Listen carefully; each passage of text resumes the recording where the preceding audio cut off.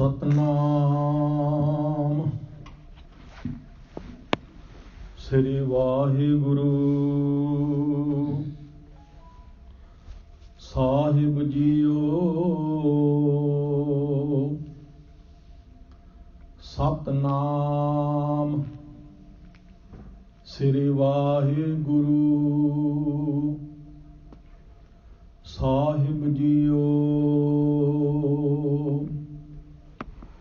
ਬੇਸ਼ੁਮਾਰ ਅਥਾਹ ਅਗਨਤ ਅਤੁਲੈ, ਜਿਉ ਬੁਲਾਵੋ ਤਿਉ ਨਾਨਕ ਦਾਸ ਬੋਲੇ। ਜਿਉ ਬੁਲਾਵੋ ਤਿਉ ਨਾਨਕ ਦਾਸ ਬੋਲੇ। ਵਾਹਿਗੁਰੂ ਜੀ ਕਾ ਖਾਲਸਾ, ਵਾਹਿਗੁਰੂ ਜੀ ਕੀ ਫਤਿਹ।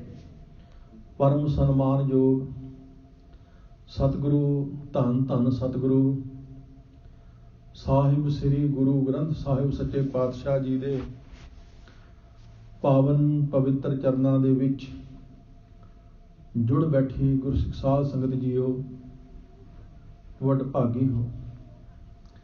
ਸ਼ਾਮ ਦੇ ਦੀਵਾਨ ਦੀ ਹਾਜ਼ਰੀ ਧੰਨ ਸ੍ਰੀ ਗੁਰੂ ਗ੍ਰੰਥ ਸਾਹਿਬ ਸੱਚੇ ਪਾਤਸ਼ਾਹ ਜੀ ਦੇ ਪਾਵਨ ਚਰਨਾਂ ਵਿੱਚ ਭਰ ਰਹੇ ਹੋ।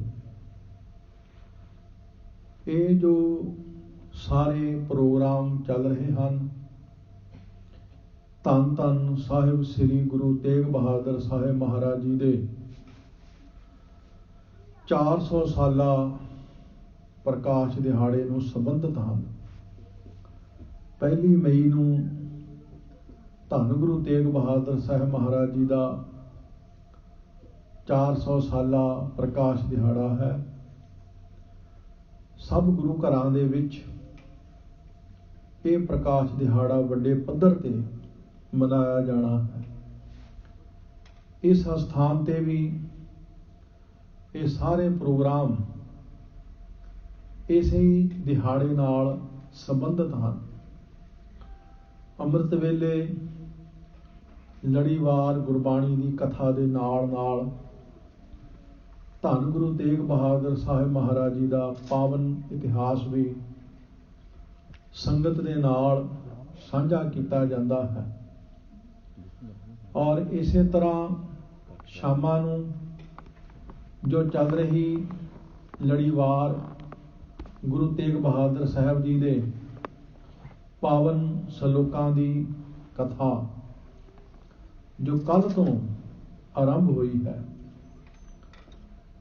ਧੰਨ ਗੁਰੂ ਤੇਗ ਬਹਾਦਰ ਸਾਹਿਬ ਮਹਾਰਾਜ ਜੀ ਦੇ ਜੋ 57 ਸਲੋਕ ਹਨ,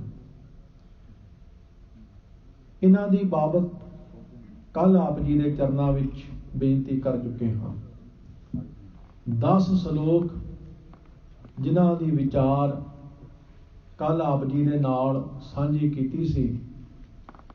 ਅੱਜ ਨੰਬਰ 11 ਤੋਂ ਸਲੋਕ ਆਰੰਭ ਕਰਦੇ ਹਾਂ।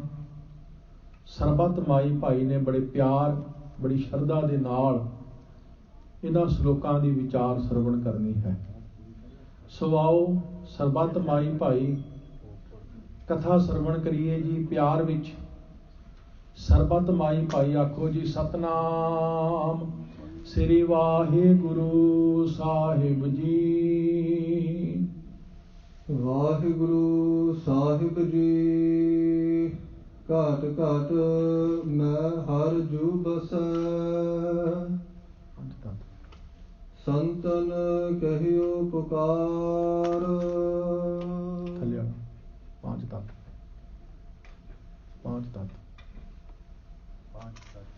ਪਾਂਚ ਤਤ ਕੋ ਤਨ ਰਚਿਓ, ਜਾਨਹੁ ਚਤੁਰ ਸੁਜਾਨ। ਧੰਨ ਗੁਰੂ ਤੇਗ ਬਹਾਦਰ ਸਾਹਿਬ ਮਹਾਰਾਜ ਕਿਰਪਾ ਕਰਦੇ ਹਨ। ਹੇ ਚਤੁਰ, ਹੇ ਸਿਆਣੇ ਮਨੁੱਖ, ਤੂੰ ਇਹ ਗੱਲ ਜਾਣ ਲੈ, ਸਮਝ ਲੈ। ਇਹ ਸਰੀਰ 5 ਤੱਤਾਂ ਦਾ। 5 ਤੱਤ ਕਿਹੜੇ ਕਿਹੜੇ ਹਨ? ਆਪ, ਤੇਜ, ਵਾਯ, ਪ੍ਰਿਥਵੀ, ਆਕਾਸ਼ਾ। ਐਸੀ ਰਹਿਤ ਰਹੋ ਹਰ ਪਾਸਾ। ਪੰਜ ਤੱਤ ਨੇ ਅਪ ਪਾਣੀ ਹੈ, ਤੇਜ ਅਗਨ ਹੈ, ਬਾਏ ਅੱਗ ਹੈ, ਪ੍ਰਿਥਵੀ ਮਿੱਟੀ ਹੈ, ਤੇ ਪੰਜਵਾਂ ਆਕਾਸ਼ ਦਾ ਤੱਤ ਹੈ। ਕਿਉਂਕਿ ਸਾਡੇ ਸਰੀਰ ਵਿੱਚ ਪਾਣੀ ਵੀ ਹੈ। ਪਾਣੀ ਦੀ ਮਾਤਰਾ ਘਟ ਜਾਏ ਤਾਂ ਸਰੀਰ ਤੰਦਰੁਸਤ ਨਹੀਂ ਰਹਿ ਸਕਦਾ। ਇਸੇ ਤਰ੍ਹਾਂ ਤਾਪਮਾਨ, ਅਗਨ ਤੋਂ ਭਾਵ ਤਾਪਮਾਨ, ਸਾਡੇ ਸਰੀਰ ਦੀ ਗਰਮੀ, ਅਗਰ ਉਸਦੇ ਵਿੱਚ ਕੋਈ ਘਾਟ ਆ ਜਾਏ ਤਨ ਫਿਰ ਵੀ ਤੰਦਰੁਸਤ ਨਹੀਂ ਰਹਿ ਸਕਦਾ। ਹਵਾ ਦਾ ਤੱਤ ਘਟ ਜਾਏ, ਸਾਡੇ ਸਵਾਸਾਂ ਵਿੱਚ ਸਾਹ ਲੈਣ ਵਿੱਚ ਮੁਸ਼ਕਲ ਆਵੇਗੀ। ਇਸੇ ਤਰ੍ਹਾਂ ਪ੍ਰਿਥਵੀ ਮਿੱਟੀ ਦਾ ਤੱਤ ਘਟ ਜਾਏ, ਆਕਾਸ਼, ਇਹ ਪੰਜ ਤੱਤ ਨੇ। ਅੱਜ ਦੇ ਸਮੇਂ ਵਿੱਚ ਜ਼ਿਆਦਾ ਕਰਕੇ ਸਰੀਰ ਰੋਗੀ ਕਿਉਂ ਨੇ? ਕਿਉਂਕਿ ਇਹਨਾਂ ਪੰਜਾਂ ਤੱਤਾਂ ਦੀ ਘਾਟ ਆ ਰਹੀ ਹੈ। ਸਾਡੇ ਸਰੀਰ ਵਿੱਚ ਪਾਣੀ ਦੀ ਘਾਟ ਆ ਰਹੀ ਹੈ। ਅੱਜ ਦਾ ਮਨੁੱਖ ਪਾਣੀ ਪੀਣ ਵਿੱਚ ਸ਼ਰਮ ਸਮਝਦਾ। ਹੋਰ ਡਰਿੰਕ ਤੇ ਕਰ ਸਕਦਾ, ਪਰ ਪਾਣੀ ਪੀਣ ਵਿੱਚ ਬੜੀ ਸ਼ਰਮ ਸਮਝਦਾ। ਇਸ ਨੂੰ ਇਹ ਨਹੀਂ ਪਤਾ ਕਿ ਜਿਹੜਾ ਪਾਣੀ ਹੈ, ਗੁਰੂ ਸਾਹਿਬ ਨੇ ਇਸ ਨੂੰ ਬਾਣੀ ਵਿੱਚ ਪਿਤਾ ਕਿਹਾ। ਪਵਨ ਗੁਰੂ ਪਾਣੀ ਪਿਤਾ। ਹਜ਼ੂਰ ਨੇ ਇੱਕ ਥਾਵੇਂ ਹੋਰ ਵੀ ਬਾਣੀ ਵਿੱਚ ਸਾਨੂੰ ਸਮਝਾਇਆ, ਪਾਣੀ ਪਿਤਾ ਜਗਤ ਕਾ, ਫਿਰ ਪਾਣੀ ਸਭ ਖਾਏ। ਪਾਣੀ ਅਗਰ ਇਸ ਦੀ ਮਾਤਰਾ ਸਰੀਰ ਵਿੱਚ ਘਟ ਜਾਏ, ਸਰੀਰ ਠੀਕ ਨਹੀਂ ਰਹਿ ਸਕਦਾ। ਲੇਕਿਨ ਇਸੇ ਕਰਕੇ ਅਸੀਂ ਅੱਜ ਡਾਕਟਰ ਜਦੋਂ ਕਹਿੰਦੇ ਨੇ ਤੇ ਪਾਣੀ ਅਸੀਂ ਪੀਂਦੇ ਹਾਂ, ਲੇਕਿਨ ਪਾਣੀ ਦੀ ਮਾਤਰਾ ਸਰੀਰ ਵਿੱਚ ਘਟ ਰਹੀ ਹੈ। ਇਸੇ ਤਰ੍ਹਾਂ ਅਗਨ, ਸਾਡਾ ਜਿਹੜਾ ਤਾਪਮਾਨ ਹੈ ਸਰੀਰ ਦਾ, ਇਹ ਵੀ ਠੀਕ ਨਹੀਂ ਰਹਿੰਦਾ। ਕਿਉਂਕਿ ਮੌਸਮ ਠੀਕ ਨਹੀਂ, ਕਦੀ ਮੌਸਮ ਗਰਮ, ਕਦੀ ਮੌਸਮ ਠੰਡਾ। ਮੌਸਮ ਦਾ ਅਸਰ ਸਾਡੇ ਤਨ ਤੇ ਹੁੰਦਾ, ਜਿਸ ਕਰਕੇ ਸਾਡੇ ਸਰੀਰ ਦਾ ਤਾਪਮਾਨ ਵੀ ਘਟਦਾ ਵੱਧਦਾ। ਹਵਾ, ਹੁਣ ਪੁਰਾਣੇ ਸਮਿਆਂ ਵਿੱਚ ਕੀ ਹੁੰਦਾ ਸੀ, ਘਰ ਖੁੱਲੇ ਹੁੰਦੇ ਸੀ, ਹਵਾ ਖੁੱਲੀ ਲੱਗਦੀ ਸੀ, ਲੋਕਾਂ ਨੇ ਬਾਹਰ ਵਿਹੜਿਆਂ ਵਿੱਚ ਸੌਣਾ, ਕੋਠਿਆਂ ਤੇ ਮੰਜੇ ਡਾਹ ਕੇ ਸੌਣਾ, ਬਾਹਰ ਫਿਰਨਾ ਤੁਰਨਾ। ਜੇ ਘਰ ਬਾਹਰ ਵਿਹੜੇ ਵਿੱਚ ਖੁੱਲੇ ਡੁੱਲੇ ਹੋ ਕੇ ਬਹਿਣਾ, ਹਵਾ ਦਾ ਤੱਤ ਪੂਰਾ ਰਹਿੰਦਾ ਸੀ। ਤੇ ਅੱਜ ਕੱਲ੍ਹ ਕੀ ਹੈ, ਸਾਡੇ ਘਰ ਬੰਦ ਨੇ। ਅਸੀਂ ਜਦੋਂ ਘਰ ਦੇ ਅੰਦਰ ਵੜ ਜਾਂਦੇ ਹਾਂ, ਦਰਵਾਜ਼ੇ ਲਾ ਲੈਂਦੇ ਹਾਂ, ਤਾਕੀਆਂ ਦਰਵਾਜ਼ੇ ਸਭ ਬੰਦ। ਮਤਲਬ ਕੀ ਹੈ ਵੀ ਕੋਈ ਹਵਾ ਅੰਦਰ ਵੜ ਜਾਊ। ਸਾਡਾ ਹਵਾ ਦਾ ਤੱਤ ਬਿਲਕੁਲ ਘਟ ਰਿਹਾ। ਇਸੇ ਕਰਕੇ ਸਾਹ ਲੈਣ ਦੇ ਵਿੱਚ ਸਾਨੂੰ ਮੁਸ਼ਕਲ ਆ ਰਹੀ ਹੈ। ਫਿਰ ਅਸੀਂ ਹੀਟ ਲਾ ਲੈਂਦੇ ਹਾਂ, ਜਿਹੜੀ ਥੋੜ੍ਹੀ ਬਹੁਤ ਹਵਾ ਹੁੰਦੀ ਉਹ ਵੀ ਖਤਮ ਹੋ ਜਾਂਦੀ ਹੈ। ਪ੍ਰਿਥਵੀ ਮਿੱਟੀ ਦਾ ਤੱਤ ਸਾਡੇ ਸਰੀਰ ਵਿੱਚੋਂ ਖਾਸ ਕਰਕੇ ਘਟ ਰਿਹਾ ਹੈ। ਖਾਸ ਕਰਕੇ ਜਿਹੜੇ ਸਿਆਣੇ ਬਜ਼ੁਰਗ ਬੈਠੇ ਨੇ ਉਹ ਚੰਗੀ ਤਰ੍ਹਾਂ ਜਾਣਦੇ ਨੇ। ਅਸੀਂ ਪਿੰਡਾਂ ਤੋਂ ਆਏ ਹੋਏ ਲੋਕ ਹਾਂ। ਮਿੱਟੀ ਵਿੱਚ ਨਿਆਣਿਆਂ ਨੇ ਖੇਲਣਾ ਤੇ ਮਿੱਟੀ ਖਾਣੀ। ਅੱਜ ਕੱਲ੍ਹ ਤੇ ਕੱਚਾ ਰਿਹਾ ਹੀ ਨਹੀਂ। ਸਾਡੇ ਪੰਜਾਬ ਦੇ ਵਿੱਚ ਵੀ ਨਹੀਂ ਕੱਚਾ ਰਿਹਾ। ਵਿਹੜੇ ਪੱਕੇ ਹੋ ਗਏ, ਸੜਕਾਂ ਪੱਕੀਆਂ ਹੋ ਗਈਆਂ, ਮਿੱਟੀ ਹੈ ਹੀ ਨਹੀਂ ਕਿਤੇ। ਪਰ ਉਹ ਮਿੱਟੀ, ਇਸ ਦਾ ਇਹ ਠੀਕ ਹੈ ਕਿ ਸਫਾਈ ਬਹੁਤ ਹੋ ਗਈ, ਇਸ ਵਿੱਚ ਕੋਈ ਸ਼ੱਕ ਨਹੀਂ। ਚਿੱਕੜ ਗਾਰਾ ਨਹੀਂ ਹੁੰਦਾ, ਬੜੀ ਚੰਗੀ ਗੱਲ ਹੈ। ਪਰ ਸਰੀਰਕ ਤੌਰ ਤੇ ਸਾਨੂੰ ਇਹਨਾਂ ਚੀਜ਼ਾਂ ਦਾ ਨੁਕਸਾਨ ਹੋ ਰਿਹਾ। ਸਾਡੇ ਸਰੀਰ ਵਿੱਚੋਂ ਮਿੱਟੀ ਦਾ ਤੱਤ ਘਟ ਰਿਹਾ। ਇਸੇ ਕਰਕੇ ਸਾਡੇ ਸਰੀਰ ਓਨੇ ਨਰੋਏ ਨਹੀਂ ਹਨ, ਸਾਡੇ ਸਰੀਰ ਓਨੇ ਤਾਕਤਵਰ ਨਹੀਂ ਹਨ। ਤੁਸੀਂ ਉਹ ਬੱਚੇ ਦੇਖੋ, 10-10 ਸਾਲ ਦੇ ਨਿਆਣੇ ਜਿਹੜੇ ਪੰਡ ਸਿਰ ਤੇ ਚੁੱਕ ਲਿਆਉਂਦੇ ਸੀ, ਉਹ ਬੱਚੇ ਸਾਹ ਦਾ ਮਤਲਬ ਹੀ ਕੋਈ ਨਹੀਂ ਸੀ। ਪਰ ਅੱਜ ਦੇ ਬੱਚੇ ਤੁਸੀਂ ਦੇਖੋ, ਇਹਨਾਂ ਦੇ ਵਿੱਚ ਉਹਨਾਂ ਬੱਚਿਆਂ ਜਿੰਨੀ ਮਜ਼ਬੂਤੀ ਨਹੀਂ ਹੈ। ਆਕਾਸ਼ ਦਾ ਤੱਤ ਹੋਣਾ ਅਤਿਅੰਤ ਜ਼ਰੂਰੀ ਹੈ। ਤੁਸੀਂ ਇੱਕ ਬੂਟਾ ਛੱਤ ਹੇਠਾਂ ਬੀਜੋ, ਇੱਕ ਬੂਟਾ ਤੁਸੀਂ ਬਾਹਰ ਆਕਾਸ਼ ਹੇਠਾਂ ਬੀਜੋ, ਦੋਹਾਂ ਦਾ ਫਰਕ ਦੇਖੋ। ਇੱਕ ਬੱਚਾ, ਉਸ ਨੂੰ ਤੁਸੀਂ ਜਨਮ ਤੋਂ ਲੈ ਕੇ ਛੱਤ ਤੋਂ ਬਾਹਰ ਜਾਣ ਹੀ ਨਾ ਦਿਓ, ਘਰ ਦੇ ਅੰਦਰੋਂ ਬਾਹਰ ਜਾਣ ਹੀ ਨਾ ਦਿਓ। ਉਸ ਦੀ ਸਰੀਰਕ ਤੰਦਰੁਸਤੀ ਦੇਖੋ, ਅਤੇ ਜਿਹੜਾ ਬੱਚਾ ਬਾਹਰ ਫਿਰਦਾ ਤੁਰਦਾ ਹੈ, ਉਸ ਦਾ ਤੁਸੀਂ ਸਰੀਰ ਦੇਖੋ, ਫਰਕ ਪਏਗਾ। ਜਿਹੜਾ ਆਕਾਸ਼ ਦਾ ਤੱਤ ਹੈ, ਸਰੀਰ ਵਾਸਤੇ ਵੀ ਜ਼ਰੂਰੀ ਹੈ।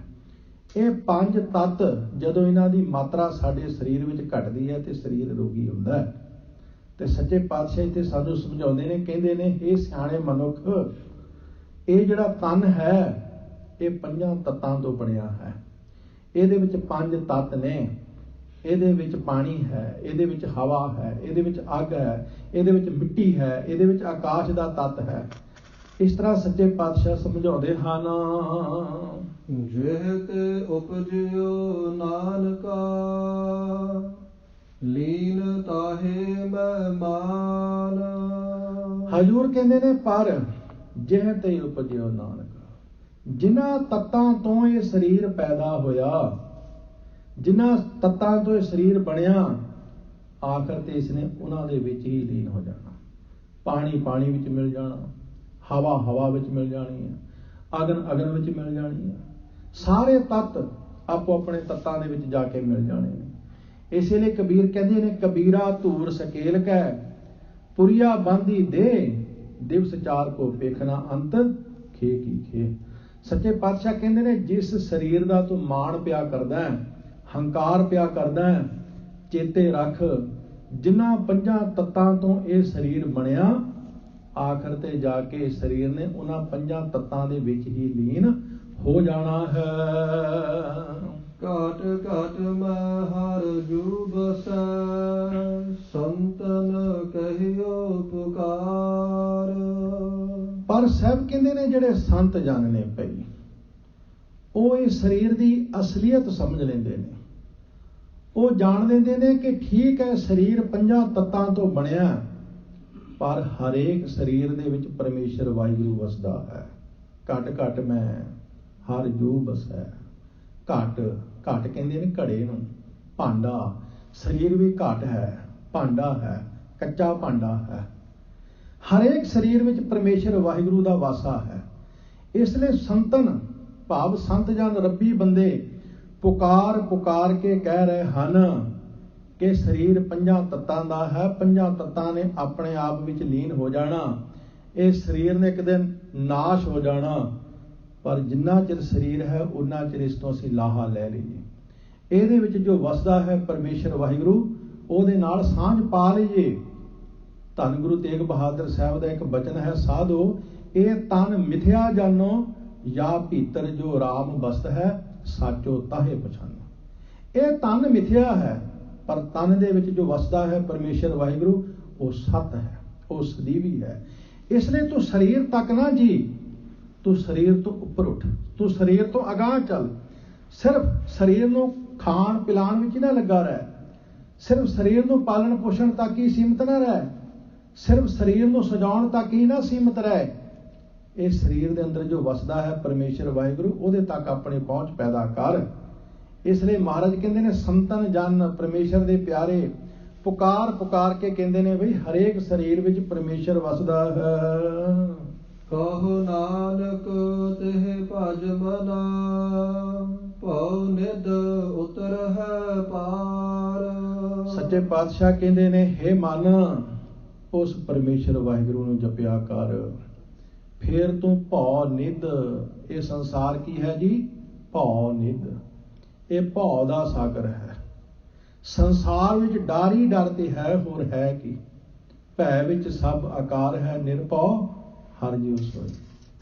ਗੁਰੂ ਨਾਨਕ ਪਾਤਸ਼ਾਹ ਜੀ ਨੇ ਤੇ ਸਪਸ਼ਟ ਕੀਤਾ, ਭੈ ਵਿੱਚ ਪਵਨ ਵਹੈ ਸਦਵਾਓ, ਭੈ ਵਿੱਚ ਚੱਲੈ ਲਖ ਦਰਿਆਓ, ਭੈ ਵਿੱਚ ਅਗਨ ਕੱਢੈ ਵੇਗਾਰ, ਭੈ ਵਿੱਚ ਧਰਤੀ ਦੱਬੀ। ਸਭ ਕੁਝ ਭੈ ਵਿੱਚ ਹੈ।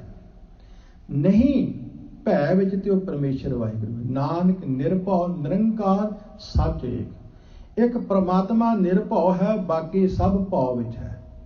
ਹਰੇਕ ਦੇ ਅੰਦਰ ਭਉ ਹੈ, ਹਰੇਕ ਦੇ ਅੰਦਰ। ਸਤਿਗੁਰੂ ਜੀ ਨੇ ਇੱਕ ਬਾਣੀ ਵਿੱਚ ਬੜਾ ਸਪਸ਼ਟ ਫੈਸਲਾ ਕੀਤਾ। ਕਹਿਣ ਲੱਗੇ, ਹਰੇਕ ਦੇ ਲੇਖ ਵੱਖਰੇ ਵੱਖਰੇ ਨੇ, ਪਰ ਇੱਕੋ ਇੱਕ ਲੇਖ ਹੈ ਜਿਹੜਾ ਸਾਰਿਆਂ ਦੇ ਮੱਥੇ ਦਾ ਸਾਂਝਾ ਹੈ। ਇੱਕੋ ਇੱਕ ਲੇਖ। ਉਹ ਕਿਹੜਾ? ਸਗਲਿਆਂ ਭਉ ਲਿਖਿਆ ਸਿਰ ਲੇਖ।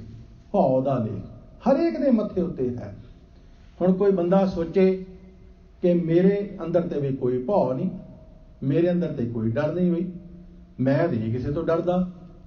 ਪਰ ਜਦੋਂ ਅਸੀਂ ਘਰੋਂ ਬਾਹਰ ਨਿਕਲਦੇ ਹਾਂ ਤੇ ਘਰ ਨੂੰ ਲੌਕ ਲਾ ਕੇ ਆਉਂਦੇ ਹਾਂ, ਕਿਉਂਕਿ ਸਾਨੂੰ ਡਰ ਹੁੰਦਾ ਕਿਤੇ ਚੋਰੀ ਨਾ ਹੋ ਜਾਏ। ਅਸੀਂ ਜਦੋਂ ਰਾਹ ਦੇ ਵਿੱਚ ਵੀ ਆਉਂਦੇ ਹਾਂ ਤੇ ਪੂਰੇ ਕਾਇਦੇ ਕਾਨੂੰਨਾਂ ਦਾ ਪਾਲਣ ਕਰਦੇ ਹੋਏ ਆਉਂਦੇ ਹਾਂ, ਕਿਤੇ ਕੋਈ ਇਹੋ ਜਿਹੀ ਕੁਤਾਹੀ ਨਾ ਹੋ ਜਾਏ ਜਿਹਦੇ ਨਾਲ ਕੋਈ ਹਾਦਸਾ ਵਾਪਰੇ। ਇੱਥੋਂ ਤੱਕ ਅਸੀਂ ਆਪਣਾ ਜੋੜਾ ਵੀ ਲਾਉਂਦੇ ਹਾਂ ਨਾ, ਤੇ ਉਹ ਵੀ ਪੂਰਾ ਐਨ ਸਹੀ ਟਿਕਾਣੇ ਤੇ ਰੱਖਦੇ ਵੀ ਕਿਤੇ ਚੋਰੀ ਨਾ ਹੋ ਜਾਏ। ਹਰੇਕ ਬੰਦੇ ਦੇ ਅੰਦਰ ਭਾਵ ਹੈ, ਹਰੇਕ ਦੇ ਅੰਦਰ। ਹਾਂ, ਭਾਵ ਬਾਰੀਕ ਹੋ ਸਕਦਾ, ਸੂਖਸ਼ਮ ਹੋ ਸਕਦਾ, ਲੇਕਿਨ ਭਾਵ ਹਰੇਕ ਦੇ ਅੰਦਰ ਹੈ। ਇਸ ਲਈ ਸੱਚੇ ਪਾਤਸ਼ਾਹ ਕਹਿੰਦੇ ਹਨ, ਹੇ ਮਨ ਤੂੰ ਉਸ ਪਰਮਾਤਮਾ ਨੂੰ ਜਪਿਆ ਕਰ, ਫਿਰ ਇਹ ਜੋ ਸੰਸਾਰ ਹੈ ਭਉ ਨਿਧ, ਭਉ ਦਾ ਸਾਗਰ, ਇਹਨੂੰ ਤੂੰ ਪਾਰ ਉਤਰ ਜਾਏਗਾ, ਇਸ ਤੋਂ ਤੂੰ ਪਾਰ ਹੋ ਜਾਏਗਾ। ਭਾਵ ਆਵਾਗਮਨ ਦੇ ਚੱਕਰ ਵਿੱਚੋਂ ਤੂੰ ਨਿਕਲ ਜਾਏਗਾ, ਵਾਰ-ਵਾਰ ਜਨਮ ਮਰਨ ਦੇ ਗੇੜੇ ਤੋਂ ਤੂੰ ਬਚ ਜਾਏਗਾ, ਤੂੰ ਉਸ ਪਰਮੇਸ਼ਰ ਵਾਹਿਗੁਰੂ ਜੀ ਦੇ ਵਿੱਚ ਲੀਨ ਹੋ ਜਾਵੇਗਾ। ਸੁਖ ਦੁਖ ਜਿਹ ਪਰਸੈ ਨਹੀਂ, ਲੋਭ ਮੋਹ ਅਭਿਮਾਨ। ਸਤਿਗੁਰੂ ਜੀ ਆਖਦੇ ਨੇ, ਕਹਿੰਦੇ ਨੇ ਜਿਹਨੂੰ ਸੁਖ ਤੇ ਦੁੱਖ ਛੋਹ ਨਹੀਂ ਸਕਦੇ, ਲੋਭ ਮੋਹ ਅਭਿਮਾਨ ਇਤਿਆਦਿਕ ਵਿਕਾਰ ਜਿਹਨੂੰ ਛੋਹ ਨਹੀਂ ਸਕਦੇ, ਜਿਹਦੇ ਉੱਪਰ ਸੁਖ ਆਪਣਾ ਅਸਰ ਨਹੀਂ ਪਾ ਸਕਦਾ, ਦੁੱਖ ਆਪਣਾ ਅਸਰ ਨਹੀਂ ਪਾ ਸਕਦਾ, ਲੋਭ ਨੇੜੇ ਨਹੀਂ ਟੁੱਕ ਸਕਦਾ, ਮੋਹ ਹੰਕਾਰ ਨੇੜੇ ਨਹੀਂ ਟੁੱਕ ਸਕਦਾ। ਸਤਿਗੁਰੂ ਕਹਿੰਦੇ ਨੇ ਜਿਸ ਨੇ ਭਈ ਆਪਣੇ ਆਪ ਨੂੰ ਇੰਨਾ ਸਵਾਰ ਲਿਆ ਹੈ, ਜਿਹੜਾ ਇੰਨਾ ਪਰਮੇਸ਼ਰ ਵਾਹਿਗੁਰੂ ਦੇ ਨੇੜੇ ਹੋ ਗਿਆ ਹੈ, ਜਿਸ ਨੇ ਆਪਣੇ ਸਰੀਰ ਵਿੱਚ ਵਸਦੇ ਪਰਮੇਸ਼ਰ ਵਾਹਿਗੁਰੂ ਜੀ ਦੇ ਨਾਲ ਇੰਨੀ ਜ਼ਿਆਦਾ ਨੇੜਤਾ ਪਾ ਲਈ ਹੈ ਕਿ ਸੁੱਖ ਦੁੱਖ ਦਾ ਵੀ ਉਹਦੇ ਉੱਤੇ ਅਸਰ ਨਹੀਂ ਹੁੰਦਾ, ਉਹਦੇ ਉੱਤੇ ਲੋਭ ਮੋਹ ਹੰਕਾਰ ਇਤਿਆਦਿਕ ਵਿਕਾਰਾਂ ਦਾ ਅਸਰ ਨਹੀਂ ਹੁੰਦਾ, ਪਰ ਹੈ ਸਰੀਰ ਵਿੱਚ। ਲੇਕਿਨ ਸਰੀਰ ਵਿੱਚ ਰਹਿੰਦਿਆਂ ਸਰੀਰ ਦੇ ਅੰਦਰ ਵਸਦੇ ਪਰਮੇਸ਼ਰ ਵਾਹਿਗੁਰੂ ਜੀ ਦੇ ਨਾਲ ਇੰਨੀ ਸਾਂਝ ਪਾ ਲਈ ਹੈ। ਤੇ ਸੱਚੇ ਪਾਤਸ਼ਾਹ ਕਹਿੰਦੇ ਨੇ ਐਸੇ ਜਿਉਂਦੇ ਜਾਗਦੇ ਮਹਾਂਪੁਰਖ ਨੂੰ ਫਿਰ ਕੀ ਕਹਿਣਾ ਚਾਹੀਦਾ ਜੀ? ਕਹੋ ਨਾਨਕ ਸੁਨ ਰੇ ਮਨਾ, ਸੋ ਮੂਰਤ ਭਗਵਾਨ। ਮਹਾਰਾਜ ਕਹਿੰਦੇ ਨੇ, ਹੇ ਮਨ ਸੁਣ, ਉਹ ਤੇ ਫਿਰ ਭਗਵਾਨ ਦੀ ਮੂਰਤੀ ਹੈ, ਉਹ ਹੈ ਪਰਮੇਸ਼ਰ ਦੀ ਮੂਰਤੀ, ਉਹ ਹੈ ਪਰਮੇਸ਼ਰ ਦੀ ਅਸਲੀ ਮੂਰਤੀ, ਉਹ ਹੈ ਅਸਲੀ ਪਰਮੇਸ਼ਰ ਦਾ ਸਰੂਪ। ਸਾਡੀਆਂ ਆਪਣੀਆਂ ਤਿਆਰ ਕੀਤੀਆਂ ਹੋਈਆਂ ਮੂਰਤੀਆਂ ਨਹੀਂ। ਅਸੀਂ ਆਪਣੀ ਕੋਈ ਪੱਥਰ ਦੀ ਮੂਰਤੀ ਤਿਆਰ ਕਰ ਲਈਏ, ਕਹੀਏ ਜੀ ਭਗਵਾਨ ਦੀ ਮੂਰਤੀ। ਗੁਰੂ ਕਹਿੰਦੇ ਨੇ ਉਹ ਭਗਵਾਨ ਦੀ ਮੂਰਤੀ ਨਹੀਂ, ਆਹ ਹੈ ਭਗਵਾਨ ਦੀ ਮੂਰਤੀ। ਜਿਹਨੇ ਸਰੀਰ ਵਿੱਚ ਰਹਿੰਦਿਆਂ ਸਰੀਰ ਦੇ ਵਿੱਚ ਵਸਦੇ ਪਰਮੇਸ਼ਰ ਵਾਹਿਗੁਰੂ ਦੇ ਨਾਲ ਇੰਨੀ ਸਾਂਝ ਪਾ ਲਈ, ਇੰਨਾ ਪਰਮੇਸ਼ਰ ਦੇ ਨੇੜੇ ਹੋ ਗਿਆ ਕਿ ਹੁਣ ਉਹਨੂੰ ਸੁੱਖ ਦੁੱਖ ਉਹਦੇ ਤੇ ਛੋਹ ਨਹੀਂ ਸਕਦੇ, ਵਿਕਾਰ ਉਹਦੇ ਨੇੜੇ ਨਹੀਂ ਢੁੱਕ ਸਕਦੇ। ਸਤਿਗੁਰੂ ਕਹਿੰਦੇ ਨੇ ਉਹ ਤੇ ਤੁਰਿਆ ਫਿਰਦਾ ਭਗਵਾਨ ਹੈ, ਉਹਦੇ ਵੀ ਤੁਰਿਆ ਫਿਰਦਾ ਰੱਬ ਹੈ। ਇਸੇ ਕਰਕੇ ਤੇ ਗੁਰਬਾਣੀ ਵਿੱਚ ਰੱਬੀ ਬੰਦਿਆਂ ਦਾ ਸਤਿਕਾਰ ਕਰਨਾ ਸੱਚੇ ਪਾਤਸ਼ਾਹ ਜੀ ਨੇ ਸਾਨੂੰ ਸਿਖਾਇਆ ਹੈ। ਸਾਹਿਬ ਕਹਿੰਦੇ ਨੇ, ਜਿਨ ਜਪਿਆ ਤਿਸ ਕਉ ਬਲਿਹਾਰ, ਤਿਸ ਕੈ ਸੰਗ ਤਰੈ ਸੰਸਾਰ, ਕਹੋ ਨਾਨਕ ਪ੍ਰਭ ਲੋਚਾ ਪੂਰ, ਸੰਤ ਜਨਾ ਕੀ ਬਾਛੋਂ ਤੂਰ। ਐਸੇ ਮਹਾਂਪੁਰਖ ਦੇ ਚਰਨਾਂ ਦੀ ਕਿਤੇ ਮੈਨੂੰ ਖਾਕ ਮਿਲ ਜਾਏ, ਕਿਤੇ ਧੂੜੀ ਮਿਲ ਜਾਏ, ਕਿਉਂਕਿ ਉਹ ਧੂੜੀ ਕਿਸੇ ਬੰਦੇ ਦੀ ਨਹੀਂ, ਉਹ ਤੇ ਧੂੜੀ ਪਰਮੇਸ਼ਰ ਦੀ ਧੂੜੀ ਹੈ। ਇੰਨੀ ਨਿਮਰਤਾ। ਇਸ ਤਰ੍ਹਾਂ ਧੰਨ ਗੁਰੂ ਤੇਗ ਬਹਾਦਰ ਸਾਹਿਬ ਸੱਚੇ ਪਾਤਸ਼ਾਹ ਸਾਨੂੰ ਸਮਝਾ ਰਹੇ ਹਨ। ਉਸ ਤਤ ਨਿੰਦਿਆ ਨਾਹਿ ਜਿਹੇ, ਕੰਚਨ ਲੋਹ ਸਮਾਨ। ਸਤਿਗੁਰੂ ਜੀ ਆਖਦੇ ਨੇ, ਭਾਈ ਐਸਾ ਮਹਾਂਪੁਰਖ ਜਿਸ ਨੇ ਸਰੀਰ ਦੇ ਵਿੱਚ ਵਸਦੇ ਪਰਮੇਸ਼ਰ ਵਾਹਿਗੁਰੂ ਜੀ ਦੇ ਨਾਲ ਇੰਨੀ ਸਾਂਝ ਪਾ ਲਈ, ਹੁਣ ਉਸਤਤੀ ਦਾ ਵੀ ਕੋਈ ਅਸਰ ਨਹੀਂ, ਨਿੰਦਿਆ ਦਾ ਵੀ ਕੋਈ ਅਸਰ ਨਹੀਂ। ਕੰਚਨ ਲੋਹ ਸਮਾਨ, ਜਿਹਦੇ ਵਾਸਤੇ ਸੋਨਾ ਤੇ ਲੋਹਾ ਸਮਾਨ ਹੈ, ਕਿਉਂਕਿ ਕੰਚਨ ਇਹ ਸੁਖ ਦਾ ਪ੍ਰਤੀਕ ਹੈ, ਖੁਸ਼ੀ ਦਾ ਪ੍ਰਤੀਕ ਹੈ, ਲੋਹਾ ਦੁੱਖ ਦਾ ਪ੍ਰਤੀਕ ਹੈ। ਸੋਨੇ ਦੇ ਗਹਿਣੇ ਬਣਦੇ ਨੇ ਤੇ ਲੋਹੇ ਦੇ ਬੰਧਨ ਬਣਦੇ ਹਨ। ਹੁਣ ਕਿਸੇ ਬੰਦੇ ਨੇ ਸੋਨੇ ਦੇ ਗਹਿਣੇ ਸਰੀਰ ਤੇ ਪਾਏ ਹੋਣ, ਗਲ ਵਿੱਚ ਸੋਨੇ ਦੀ ਚੈਨੀ ਹੋਵੇ, ਸੋਨੇ ਦੇ ਛੱਲੇ ਹੋਣ, ਸੋਨੇ ਦੀਆਂ ਮੁੰਦਰਾਂ ਹੋਣ, ਸੋਨੇ ਦੇ ਕੜੇ ਹੋਣ, ਸੋਨੇ ਦੀਆਂ ਚੈਨੀਆਂ ਹੋਣ, ਤੇ ਉਹ ਬੰਦਾ ਖੁਸ਼ ਹੋਏਗਾ ਨਾ, ਤੇ ਦੇਖਣ ਵਾਲੇ ਨੂੰ ਵੀ ਪਤਾ ਲੱਗੇਗਾ ਕਿ ਚੱਲਦਾ ਪੁਰਜਾ, ਇਹਦੇ ਕੋਲ 4 ਕੌਡੀਆਂ ਨੇ, 4 ਪੈਸੇ ਇਹਦੇ ਕੋਲ ਨੇ, ਖੁਸ਼ੀ ਦਾ ਪ੍ਰਤੀਕ। ਤੇ ਜੇ ਕਿਸੇ ਬੰਦੇ ਦੇ ਪੈਰਾਂ ਵਿੱਚ ਲੋਹੇ ਦੀਆਂ ਬੇੜੀਆਂ, ਹੱਥਾਂ ਨੂੰ ਲੋਹੇ ਦੀਆਂ ਕੜੀਆਂ ਤੇ ਗਲ ਵਿੱਚ ਲੋਹੇ ਦਾ ਸੰਗਲ, ਉਹ ਬੰਦਾ ਕਿੰਨਾ ਕੁ ਦੁਖੀ ਹੋਵੇਗਾ।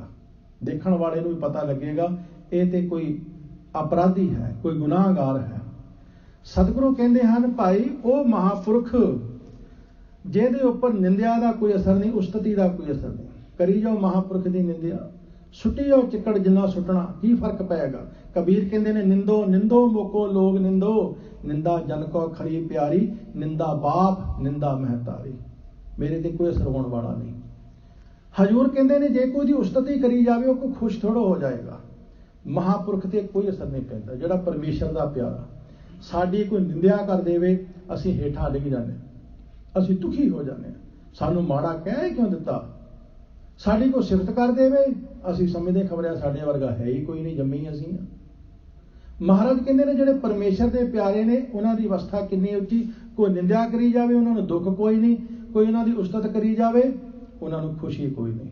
वो खुशी गमी भाव कि उन्हां दे वास्ते बिल्कुल इदां जिवें किसी दे वास्ते लोहा ते सोना एक समान होवे। उन्हां दी अवस्था इन्नी उच्ची है। ते जिस दी इन्नी उच्ची अवस्था है महाराज की समझाउंदे हन। कहो नानक सुन रे मना, मुक्त ताहे तै जान। सच्चे पातशाह कहते ने हे मन सुन, ओनू मुक्त जानना कर। ओ है असली मुक्त, ओ है महापुरख मुक्त जिने लोहे ते कंचन नू समान समझ लिया है। ओ है असली मुक्त जिहदे उपर निंदिया ते उस्तति दा कोई असर ही नहीं हुंदा। जेड़ा जिउंदा जी मुक्त है ओही मर के मुक्त है। जेड़ा जिउंदा जी मुक्त नहीं वो मर के भी मुक्त नहीं हो सकता। इसे करके गुरबाणी विच मर्द मुक्त शब्द एक वेरा आया ते वो भी व्यंग दे रूप विच। भगत बेणी जी कहते ने थाका तेज उड़िया मन पंखी, घर आंगन ना सुखाई, बेणी कहे सुनो रे भगतो, मरण मुक्त किन पाई। लेकिन जीवन मुक्त अवस्था की है। सुखमनी साहिब दे विच गुरु अर्जन साहिब सच्चे पातशाह जी ने खोल के खुलासा किया होया। प्रभ की आज्ञा आत्म हितावै, जीवन मुक्त सो कहावै। तैसा हरख तैसा उस सोग, सदा आनंद तह नहीं वियोग, तैसा सुवर्ण तैसी उस माटी, तैसा अमृत तैसी बिख खाटी, तैसा मान तैसा अभिमान, तैसा रंक तैसा राजान, जो वरताए साई जुगत, नानक ओ पुरख कहिए जीवन मुक्त। जेड़ा ऐसा जीवन मुक्त महापुरख जिहदे उपर निंदिया का कोई असर नहीं, जिहदे उपर उस्तति का कोई असर नहीं, सच्चे पातशाह कहते हैं वो जीवन मुक्त अवस्था मान रहा है जी। काहू को देत नह नह भय मानत आन। सच्चे पातशाह जी कहते हैं भाई असल ज्ञानवान कौन है। असीं सोचते हाँ कि कथा बड़ी चंगी कर दिंदा जी ज्ञानी है, इनू अखरां दा बड़ा ज्ञान है, ज्ञानी है, ये प्रमाण बड़े दे लैंदा जी ज्ञानी है, इन्हें कपड़े ज्ञानियां वाले पाए ने जी ज्ञानी है। सतगुरु कहते ने नहीं, असली ज्ञानी कौन है। भै काहू को देत नह नह भै मानता, ना किसी नू डराउंदा ते ना किसी तो डरदा, ना किसी ते जुल्म करदा ते ना किसी दा जुल्म सहिंदा। धन गुरु तेग बहादुर साहब जी महाराज कहते ने, कहने लगे ऐसी सिख की अवस्था होनी चाहिए। सिख किसी नू डरावे भी ना ते सिख किसी तो डरे भी ना। हजूर कहते ने जिसकी यह अवस्था बन गई है। कहो नानक सुन रे मना, ज्ञानी ताहे बखान। महाराज कहते ने ओनू ज्ञानी समझ, क्योंकि वो ना किसी तो डरदा ना किसी नू डराउंदा, ना किसी ते जुल्म करदा ना किसी दा जुल्म सहिंदा। ओनू पता कि जे मैं किसी ते जुल्म करांगा ओदी आत्मा तड़फेगी, ओदी आत्मा दुखी होवेगी, ते जदों मेरे ते करेगा फिर मेरी आत्मा भी दुखी होवेगी, मेरी आत्मा भी परेशान होवेगी। जो रब मेरे अंदर वसदा उही रब दूसरिਆਂ ਦੇ अंदर वसदा है। यह अवस्था उस ज्ञानवान पुरुष की है जिसका जिक्र धन गुरु तेग बहादुर साहब ने किया। असी किते इस श्लोक नूं अपने जीवन दे विच धारण कर लईए ना। इन्हां दो तुकां नूं सिर्फ भै काहू को देत नह नह भै मानतान, कहो नानक सुन रे मना ज्ञानी ताहे बखान।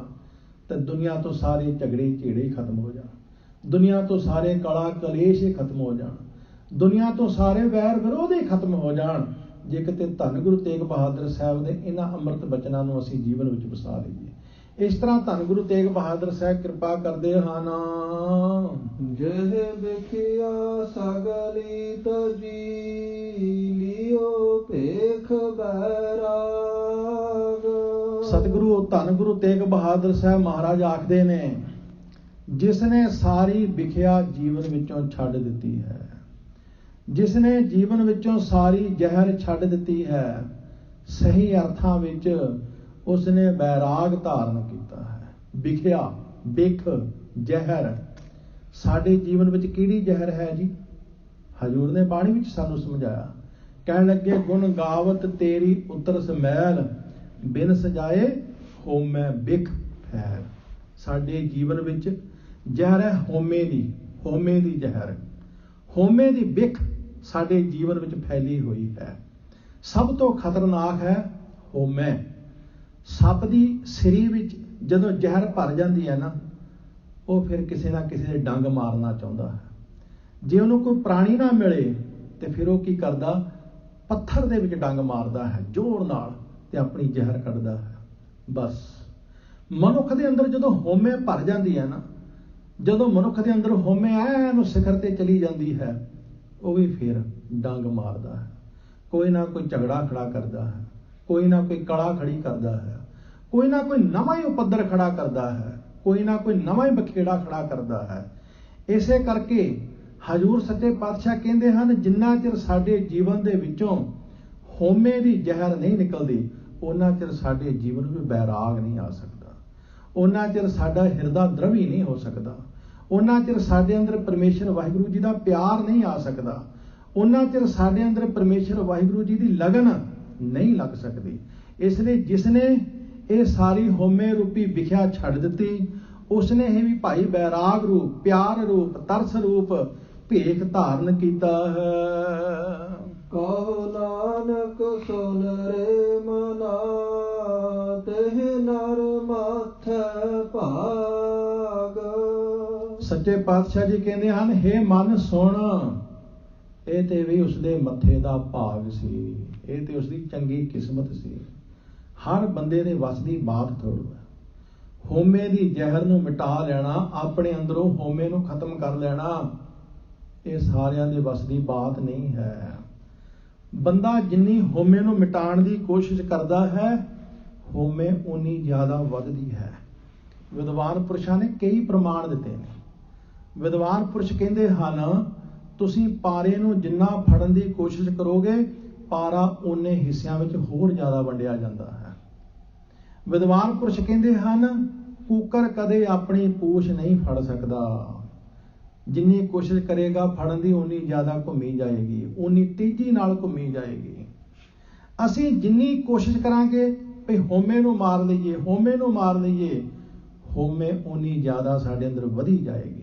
ਸਾਨੂੰ ਪਤਾ ਵੀ ਨਹੀਂ ਲੱਗੇਗਾ ਕਿ ਅਸੀਂ ਹੋਮੇ ਨੂੰ ਮਾਰ ਰਹੇ ਹਾਂ। ਸਾਡੇ ਅੰਦਰੋਂ ਹੋਮੇ ਖਤਮ ਹੋਣ ਦੀ ਬਜਾਏ ਹੋਮੇ ਵੱਧ ਰਹੀ ਹੈ, ਸਾਨੂੰ ਪਤਾ ਵੀ ਨਹੀਂ ਚੱਲੇਗਾ, ਤੇ ਸਾਡੀ ਹੋਮੇ ਐਨ ਸਿਖਰਤਾ ਤੇ ਗਈ ਹੋਵੇਗੀ। ਇਸ ਲਈ ਹੋਮੇ ਨੂੰ ਮਾਰਨ ਵਾਲਾ ਹੈ ਸਤਿਗੁਰੂ ਦਾ ਸ਼ਬਦ, ਹੋਮੇ ਦੀ ਜ਼ਹਿਰ ਨੂੰ ਮਾਰਨ ਵਾਲੀ ਹੈ ਸਤਿਗੁਰੂ ਦੀ ਬਾਣੀ।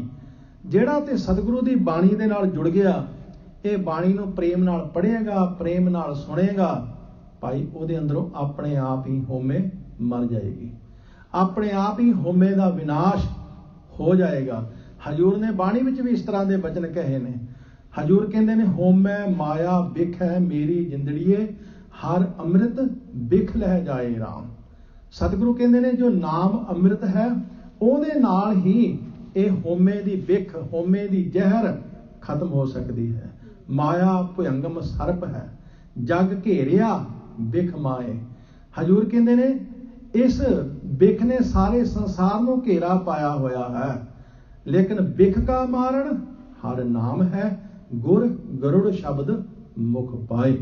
ਜਦੋਂ ਗੁਰੂ ਦਾ ਸ਼ਬਦ ਰੂਪੀ ਗਰੁੜ ਮੰਤਰ ਸਾਡੇ ਮੁਖ ਵਿੱਚ ਹੋਏਗਾ, ਜਦੋਂ ਅਸੀਂ ਮੁਖ ਨਾਲ ਬਾਣੀ ਪੜਾਂਗੇ, ਮੁਖ ਨਾਲ ਸਿਮਰਨ ਕਰਾਂਗੇ, ਇਹ ਹੋਮੇ ਦੀ ਜ਼ਹਿਰ ਦਾ ਆਪਣੇ ਆਪ ਹੀ ਵਿਨਾਸ਼ ਹੋ ਜਾਏਗਾ।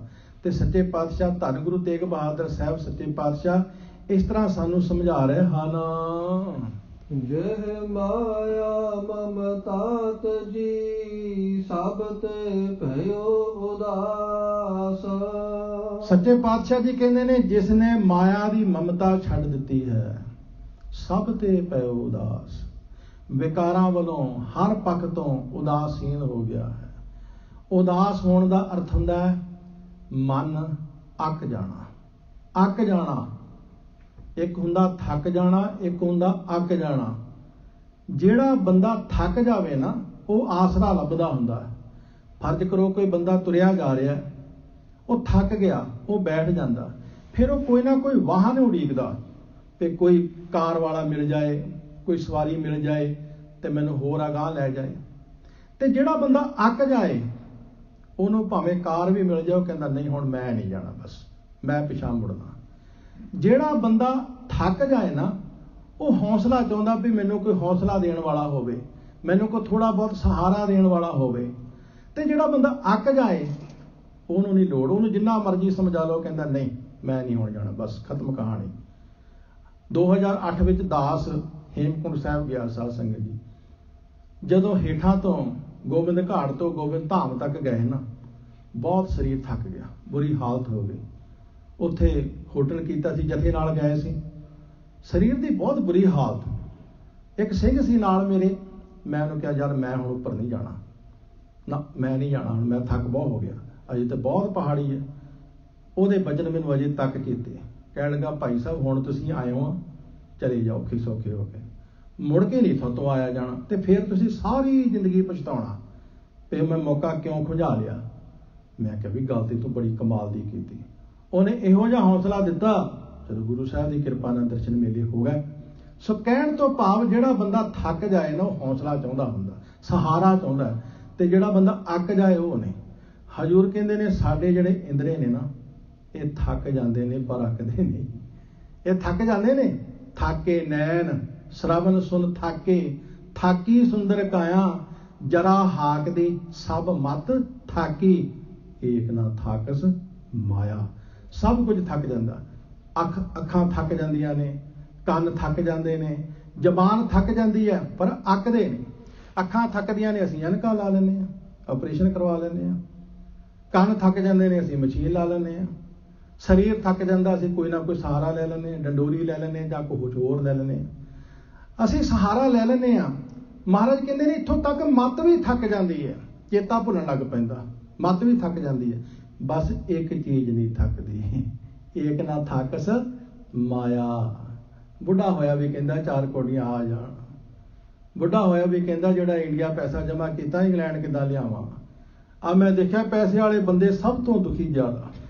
ਮੈਨੂੰ ਜਿੰਨੇ ਮਿਲੇ ਪੈਸੇ ਵਾਲੇ ਦੁਖੀ ਮਿਲੇ, ਪੈਸੇ ਵਾਲੇ, ਗਰੀਬ ਨਹੀਂ ਦੁਖੀ ਮਿਲਿਆ ਅੱਜ ਤੱਕ। ਇੱਕ ਮੇਰਾ ਮਿੱਤਰ ਕਹਿੰਦਾ ਗਿਆਨੀ ਜੀ ਕੋਈ ਢੰਗ ਦੱਸੋ। ਮੈਂ ਕਿਹਾ ਕਾਹਦਾ? ਕਹਿੰਦਾ ਇੰਡੀਆ ਤੋਂ ਪੈਸਾ ਇੱਥੇ ਲਿਆਉਣਾ। ਮੈਂ ਕਿਹਾ ਚੱਲ 2-4 ਲੱਖ ਹੋ ਕੋਈ ਨਹੀਂ। ਮੈਂ ਕਿਹਾ ਮੈਂ ਆਉਂਦਾ ਹੈ ਲੈਣ। ਨਹੀਂ ਕਹਿੰਦਾ 92 ਲੱਖ। ਮੈਂ ਕਿਹਾ ਫੇਰ ਨਾ ਔਖਾ। ਕਹਿੰਦਾ ਉੱਥੇ ਕਹਿੰਦਾ ਗੌਰਮੈਂਟ ਖਾਈ ਜਾਂਦੀ ਲੱਗਦਾ ਮੈਨੂੰ। ਕਹਿੰਦਾ ਉਹਨਾਂ ਨੇ ਸਾਰਾ ਕੁਝ ਬੰਦ ਕਰ ਦੇਣਾ, ਜਿਹੜੇ ਉਹ ਮਿਲਦੀ ਹੀ ਨਹੀਂ, ਮੈਨੂੰ ਤਾਂ ਹੇਠ ਲੱਗਣ ਡਿਆ। ਉਹ ਵਿਚਾਰਾ ਦੁਖੀ ਬੜਾ, ਪਰੇਸ਼ਾਨ ਬੜਾ। ਮੈਂ ਕਿਹਾ ਅਸੀਂ ਦੁਖੀ, ਸਾਡੇ ਕੋਲ ਹੈ ਕੱਖ ਨਹੀਂ, ਤੂੰ ਇਸ ਕਰਕੇ ਦੁਖੀ ਵੀ ਮੇਰੇ ਕੋਲ ਹੈਗਾ। ਸਤਿਗੁਰੂ ਸੱਚੇ ਪਾਤਸ਼ਾਹ ਕਹਿੰਦੇ ਨੇ ਜਿਹੜੀ ਤੁਹਾਡੇ ਅੰਦਰ ਮਮਤਾ ਹੈ ਨਾ, ਬਸ ਇਹਨੇ ਤੁਹਾਨੂੰ ਖਾਦਾ ਹੋਇਆ ਹੈ। ਮਾਇਆ ਮਮਤਾ ਮੋਹਣੀ ਜਿਨ ਬਿਨ ਦੰਤਾਂ ਜਗ ਖਾਇਆ। ਬਿਨਾਂ ਦੰਦਾਂ ਤੋਂ ਤੁਹਾਨੂੰ ਖਾ ਲਿਆ। ਹਾਏ ਜੇ ਹੁਣ ਬੈਂਕਾਂ ਵਿੱਚ ਪਈ ਹੈ ਕਿਤੇ ਸਰਕਾਰ ਹੀ ਨਾ ਸਾਂਭ ਲਵੇ, ਇਹ ਹੁਣ ਕਿੱਦਾਂ ਇਹਨੂੰ ਬੰਨੇ ਕੰਢੇ ਲਾਈਏ। ਜੇ ਨਹੀਂ ਹੈਗੀ ਤੇ ਹਾਏ ਕਿੱਦਾਂ ਕਮਾ ਲਈਏ। ਬਸ ਆਹ ਚੀਜ਼ ਸਾਨੂੰ ਖਾਈ ਜਾਂਦੀ। ਸਾਨੂੰ ਸੱਚੇ ਪਾਤਸ਼ਾਹ ਕਹਿੰਦੇ ਨੇ ਮਨਮੁਖ ਖਾਧੇ ਗੁਰਮੁਖ ਉਬਰੇ, ਜਿਹਨੇ ਸੱਚ ਨਾਮ ਚਿਤ ਲਾਇਆ। ਬਿਨ ਨਾਮੈ ਜਗ ਕਮਲਾ ਫਿਰੈ, ਗੁਰਮੁਖ ਨਦਰੀ ਆਇਆ। ਇੱਥੇ ਸੱਚੇ ਪਾਤਸ਼ਾਹ ਕਹਿੰਦੇ ਨੇ ਜਿਸ ਨੇ ਮਾਇਆ ਦੀ ਮਮਤਾ ਤਜ ਦਿੱਤੀ ਹੈ, ਛੱਡ ਦਿੱਤੀ ਹੈ, ਸਾਰੇ ਵਿਕਾਰਾਂ ਤੋਂ, ਬੁਰਾਈਆਂ ਤੋਂ, ਮਨਮਤੀਆਂ ਤੋਂ, ਕੁਰੈਤਾਂ ਕੁਰੀਤੀਆਂ ਤੋਂ ਉਦਾਸ ਹੋ ਗਿਆ ਹੈ। ਕਹੁ ਨਾਨਕ ਸੁਨ ਰੇ ਮਨਾ, ਤਿਹ ਘਟ ਬ੍ਰਹਮ ਨਿਵਾਸ। ਮਹਾਰਾਜ ਕਹਿੰਦੇ ਨੇ ਹੇ ਮਨ ਸੁਣ, ਉਹਦੇ ਹਿਰਦੇ ਵਿੱਚ ਪਰਮੇਸ਼ਰ ਵਾਹਿਗੁਰੂ ਜੀ ਦਾ ਨਿਵਾਸ ਹੈ। ਜਿਹਨੇ ਮਾਇਆ ਦੀ ਮਮਤਾ ਛੱਡ ਦਿੱਤੀ, ਜਿਸ ਨੇ ਆਪਣੇ ਆਪ ਨੂੰ ਬਾਕੀ ਸਭ ਵਿਕਾਰਾਂ ਵੱਲੋਂ ਉਦਾਸੀਨ ਕਰ ਲਿਆ, ਸਾਹਿਬ ਕਹਿੰਦੇ ਨੇ ਉਹਦੇ ਹਿਰਦੇ ਵਿੱਚ ਪਰਮੇਸ਼ਰ ਵਾਹਿਗੁਰੂ ਵਸਦਾ ਹੈ। ਉਹਦੇ ਅੰਦਰ ਭਾਈ ਪਰਮੇਸ਼ਰ ਵਾਹਿਗੁਰੂ ਵਸਦਾ ਹੈ। ਪਰਮੇਸ਼ਰ ਦੇ ਪਿਆਰਿਆਂ ਵਿੱਚ ਤੇ ਸਾਡੇ ਵਿੱਚ ਇਹੀ ਫਰਕ ਹੈ। ਸਾਡੇ ਸਾਰਿਆਂ ਦੇ ਸਰੀਰ ਵਿੱਚ ਰੱਬ ਵਸਦਾ ਹੈ, ਇਸ ਵਿੱਚ ਕੋਈ ਸ਼ੱਕ ਨਹੀਂ ਹੈ। ਰੱਬ ਪੁੰਨੀ ਦੇ ਸਰੀਰ ਵਿੱਚ ਵੀ ਹੈ, ਪਾਪੀ ਦੇ ਸਰੀਰ ਵਿੱਚ ਵੀ ਹੈ, ਜ਼ਾਲਮ ਦੇ ਸਰੀਰ ਵਿੱਚ ਵੀ ਹੈ, ਧਰਮੀ ਦੇ ਸਰੀਰ ਵਿੱਚ ਵੀ ਹੈ। ਫਰਕ ਸਿਰਫ ਇੰਨਾ ਪੈਂਦਾ ਹੈ ਕਿ ਮਹਾਂਪੁਰਖ ਪਰਮੇਸ਼ਰ ਦੇ ਪਿਆਰੇ ਉਹ ਸਰੀਰ ਵਿੱਚੋਂ ਰੱਬ ਨੂੰ ਆਪਣੇ ਹਿਰਦੇ ਵਿੱਚ ਲੈ ਆਉਂਦੇ ਨੇ, ਆਪਣੇ ਮਨ ਵਿੱਚ ਲੈ ਆਉਂਦੇ ਨੇ। ਅਸੀਂ ਰੋਜ਼ਾਨਾ ਬਚਨ ਪੜ੍ਹਦੇ ਹਾਂ ਨਾ, ਸੁਖਮਨੀ ਸੁਖ ਅੰਮ੍ਰਿਤ ਪ੍ਰਭ ਨਾਮ ਭਗਤ ਜਨਾ ਕੈ ਮਨ ਵਿਸਰਾਮ। ਭਗਤਾਂ ਦੇ ਮਨ ਦੇ ਵਿੱਚ ਪਰਮੇਸ਼ਰ ਵਾਹਿਗੁਰੂ ਜੀ ਦਾ ਵਾਸਾ ਹੈ। ਇੱਕ ਥਾਵੇਂ ਹੋਰ ਸਾਹਿਬ ਦੇ ਬਚਨ ਨੇ, ਕਹਿਣਗੇ ਨਾਮ ਨਿਧਾਨ ਅਪਾਰ ਭਗਤਾਂ ਮਨ ਵਸੈ। ਸਾਡੇ ਸਰੀਰ ਵਿੱਚ ਵਸਦਾ ਹੈ, ਨੌ ਨਿਧ ਅੰਮ੍ਰਿਤ ਪ੍ਰਭ ਕਾ ਨਾਮ ਦੇਹੀ ਮੈਂ ਇਸ ਕਾ ਵਿਸਰਾਮ, ਲੇਕਿਨ ਭਗਤਾਂ ਦੇ ਮਨ ਵਿੱਚ ਵਸਦਾ ਹੈ। ਇੱਥੇ ਸੱਚੇ ਪਾਤਸ਼ਾਹ ਧੰਨ ਗੁਰੂ ਤੇਗ ਬਹਾਦਰ ਸਾਹਿਬ ਕਹਿੰਦੇ ਨੇ, ਜਿਸ ਨੇ ਭਾਈ ਮਾਇਆ ਦੀ ਮਮਤਾ ਛੱਡ ਦਿੱਤੀ, ਜਿਸ ਨੇ ਬਾਕੀ ਸਭ ਵਿਕਾਰਾਂ ਵੱਲੋਂ ਉਦਾਸੀਨਤਾ ਧਾਰਨ ਕਰ ਲਈ, ਸਹੀ ਅਰਥਾਂ ਵਿੱਚ ਉਹਦੇ ਹਿਰਦੇ ਵਿੱਚ ਹੀ ਬ੍ਰਹਮ ਪਰਮੇਸ਼ਰ ਵਾਹਿਗੁਰੂ ਵਸਦਾ ਹੈ। ਜਿਹ ਪ੍ਰਾਨੀ ਹੋ ਮੈਂ ਤਜੀ ਕਰਤਾ ਰਾਮ ਪਛਾਨ। ਸੱਚੇ ਪਾਤਸ਼ਾਹ ਜੀ ਕਹਿੰਦੇ ਨੇ, ਜਿਸ ਪ੍ਰਾਣੀ ਨੇ ਹਉਮੈ ਛੱਡ ਦਿੱਤੇ, ਹਉਮੈ ਦਾ ਤਿਆਗ ਕਰ ਦਿੱਤਾ, ਮਹਾਰਾਜ ਕਹਿੰਦੇ ਨੇ ਕਰਤਾ ਰਾਮ ਪਛਾਣ। ਜੋ ਕਰਤਾ ਪੁਰਖ ਵਾਹਿਗੁਰੂ ਰਮਿਆ ਹੋਇਆ ਰਾਮ ਪਰਮੇਸ਼ਰ ਵਾਹਿਗੁਰੂ ਹੈ, ਉਹਨੂੰ ਪਛਾਣ ਲਿਆ ਹੈ। ਕਿਉਂਕਿ ਹਉਮੈ ਤੇ ਸਾਡੀਆਂ ਅੱਖਾਂ ਦੇ ਅੱਗੇ ਪਰਦਾ ਹੈ, ਹਉਮੈ ਤੇ ਸਾਡੀਆਂ ਅੱਖਾਂ ਦੇ ਅੱਗੇ ਦੀਵਾਰ ਹੈ ਜਿਹੜੀ ਸਾਨੂੰ ਰੱਬ ਪਹਿਚਾਨਣ ਨਹੀਂ ਦਿੰਦੀ। ਰੱਬ ਕੋਈ ਸਾਡੇ ਤੋਂ ਦੂਰ ਥੋੜ੍ਹਾ ਹੈ। ਹੁਣੇ ਤੇ ਗੁਰੂ ਸਾਹਿਬ ਸਾਨੂੰ ਸਮਝਾ ਕੇ ਗਏ ਨੇ, ਘਟ ਘਟ ਮੈਂ ਹਰ ਜੂ ਬਸੇ।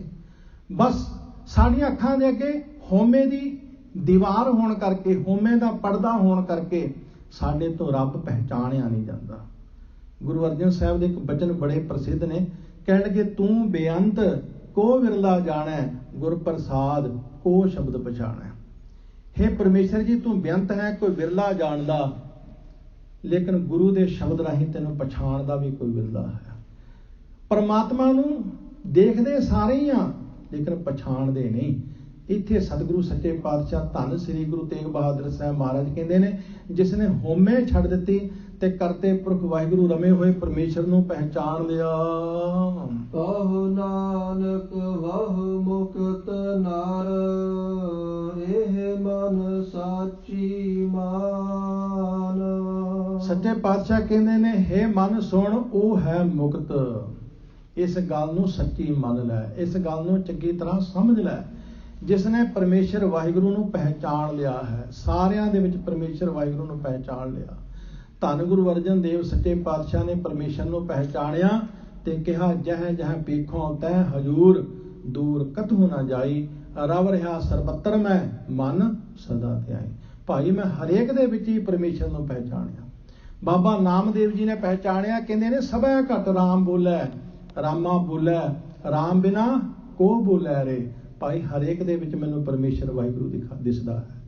ਭਗਤ ਕਬੀਰ ਜੀ ਨੇ ਪਹਿਚਾਣਿਆ, ਕਹਿੰਦੇ ਨੇ ਅਵਲ ਅੱਲਹ ਨੂਰ ਉਪਾਇਆ, ਕੁਦਰਤ ਕੇ ਸਭ ਬੰਦੇ, ਏਕ ਨੂਰ ਤੇ ਸਭ ਜਗ ਉਪਜਿਆ, ਕੌਣ ਭਲੇ ਕੋ ਮੰਦੇ।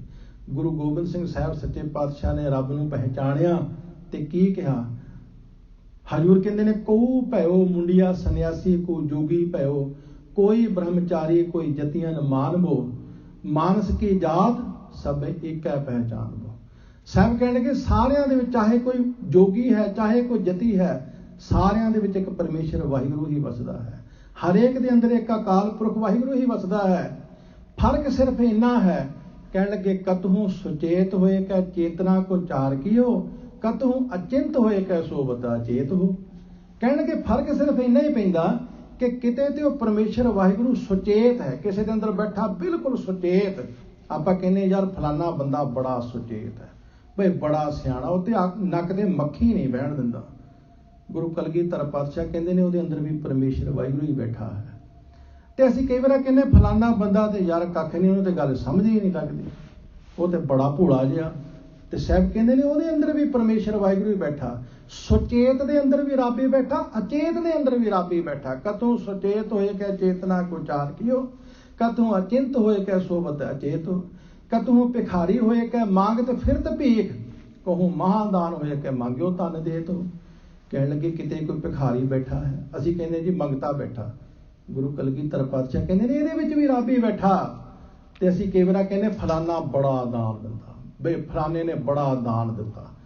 ਤੇ ਸਾਹਿਬ ਕਹਿੰਦੇ ਨੇ ਭਲੇ ਉਹਦੇ ਵਿੱਚ ਵੀ ਰੱਬ ਹੀ ਬੈਠਾ, ਭਿਖਾਰੀ ਦੇ ਵਿੱਚ ਵੀ ਰੱਬ ਹੀ ਬੈਠਾ, ਦਾਤੇ ਦੇ ਵਿੱਚ ਵੀ ਰੱਬ ਹੀ ਬੈਠਾ। ਕਤਹੋਂ ਭਿਖਾਰੀ ਹੋਏ ਕੈ ਮੰਗਤ ਫਿਰਤ ਪੀ, ਕਹੂੰ ਮਹਾਦਾਨ ਹੋਏ ਕਿ ਮੰਗਿਓ ਧਨ ਦੇਤ ਹੋ।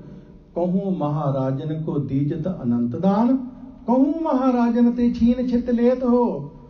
ਕਹੂੰ ਬੇਦ ਰੀਤ, ਕਹੂੰ ਤਾਂ ਸਿਓ ਵਿਪਰੀਤ, ਕਹੂੰ ਤ੍ਰਿਗੁਣ ਅਤੀਤ, ਕਹੂੰ ਸੁਰਗੁਣ ਸਮੇਤ ਹੋ। ਕਹਿਣਗੇ ਕਿਤੇ ਤੇ ਐਨ ਪੂਰੀ ਮਰਜ਼ਾਦਾ ਵਿੱਚ ਚੱਲਦਾ ਹੈ ਤੇ ਕਿਤੇ ਬਿਲਕੁਲ ਪਰਵਾਹ ਹੀ ਨਹੀਂ ਕਰਦਾ, ਬੇਮਰਜ਼ਾਦਾ ਹੀ ਚੱਲਦਾ। ਹਜ਼ੂਰ ਕਹਿੰਦੇ ਨੇ ਉਹਨਾਂ ਦੇ ਦੋਹਾਂ ਦੇ ਵਿੱਚ ਹੀ ਰੱਬ ਬੈਠਾ ਹੈ, ਬਸ ਸਿਰਫ ਤੁਸੀਂ ਪਹਿਚਾਨਣਾ ਹੈ, ਉਹਨੂੰ ਪਹਿਚਾਨਣਾ। ਜਿਨ੍ਹਾਂ ਨੇ ਪਹਿਚਾਣਿਆ ਉਹਨਾਂ ਨੇ ਭਿਖਾਰੀ ਵਿੱਚ ਵੀ ਪਹਿਚਾਣ ਲਿਆ, ਤੇ ਜਿਨ੍ਹਾਂ ਨੇ ਨਹੀਂ ਪਹਿਚਾਣਿਆ ਉਹਨਾਂ ਨੇ ਸਿੱਖਾਂ ਦੇ ਅੰਦਰ ਵੀ ਨਹੀਂ ਪਹਿਚਾਣਿਆ, ਬੰਦੇ ਦੇ ਅੰਦਰ ਵੀ ਨਹੀਂ ਪਹਿਚਾਣਿਆ। ਇਸ ਤਰ੍ਹਾਂ ਧੰਨ ਗੁਰੂ ਤੇਗ ਬਹਾਦਰ ਸਾਹਿਬ ਕਿਰਪਾ ਕਰਦੇ ਹਨ। ਭੈ ਨਾਸਨ ਦੁਰਮਤ ਹਰਨ, ਕਲ ਮੈਂ ਹਰ ਕੋ ਨਾਮ। ਸੱਚੇ ਪਾਤਸ਼ਾਹ ਜੀ ਕਹਿੰਦੇ ਨੇ ਕੱਲ ਮੈਂ ਇਸ ਕਲਯੁਗ ਦੇ ਵਿੱਚ, ਇਸ ਸੰਸਾਰ ਦੇ ਵਿੱਚ ਪਰਮਾਤਮਾ ਦਾ ਨਾਮ ਹੀ ਹੈ ਜਿਹੜਾ ਭੈ ਨਾਸਨ ਹੈ, ਭੈ ਦਾ ਵਿਨਾਸ਼ ਕਰਨ ਵਾਲਾ ਹੈ। ਦੁਰਮਤ ਹਰਨ, ਖੋਟੀ ਮਤ ਦਾ ਵਿਨਾਸ਼ ਕਰਨ ਵਾਲਾ ਹੈ। ਭਾਈ ਜੇ ਅਸੀਂ ਭੈ ਤੋਂ ਮੁਕਤ ਹੋਣਾ ਹੈ, ਉਹ ਸਾਨੂੰ ਨਾਮ ਹੀ ਕਰ ਸਕਦਾ ਹੈ।